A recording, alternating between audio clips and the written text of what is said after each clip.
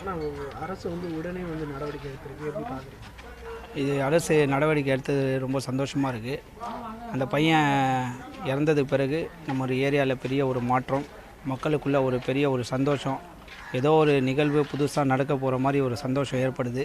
நேற்று உடனடியாக இன்னொரு கார்ப்பரேஷன் ஒரு பில்டிங் ரொம்ப வீக்காக இருந்தது. கார்ப்பரேஷனுடைய ஆளுங்க வந்து உடனடியாக அந்த பில்டிங்கை வந்து உடச்சி தரமட்டமாக்கியிருக்காங்க. அந்த பக்கம் வேணுன்னா நீங்கள் பார்க்கலாம். இதனால் ஏதோ ஒரு வேலை ஆரம்பிச்சிருக்கிறனால எங்களுக்கு ஒரு பெரிய ஒரு சந்தோஷம், ஊருக்காரங்களுக்கு ஒரு பெரிய சந்தோஷம். அந்த வாலிபர் இறந்ததுக்கு அரசாங்கம் சார்பாக 5 லட்ச ரூபா முடிவு பண்ணி எடுத்து வந்து கொடுத்தாங்க. 5 லட்ச ரூபாவோட நம்முடைய பகுதி மயிலாப்பூர் எம்எல்ஏ அவங்க சார்பாக ஒரு 5 லட்ச ரூபா கொடுத்தாங்க. மொத்தம் 10 லட்ச ரூபா அந்த பிள்ளைக்கு கொடுத்துருக்காங்க. இன்னும் அந்த வீட்டு உரிமையாளருக்கு, அந்த வீட்டில் உறுப்பினர்கள் யாருக்காச்சும் ஒருத்தருக்கு அவங்க அரசாங்கத்துடைய வேலை வாங்கி தரேன்னு சொல்லியிருக்காங்க. அது உண்மையாக நம்புகிறோம்.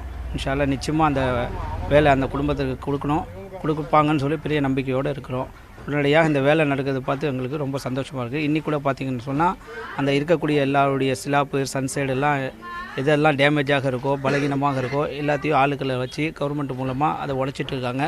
அந்த வேலையும் விரிவாக நடந்துகிட்டு இருக்குது. இன்னும் பல பகுதிகள்லேயும் அந்த மாதிரி இருக்குது. அதையும் உடைக்க சொல்லி கேட்டுட்ருக்கோம். எல்லாத்தையும் செஞ்சு தரேன்னு சொல்லியிருக்கிறாங்க.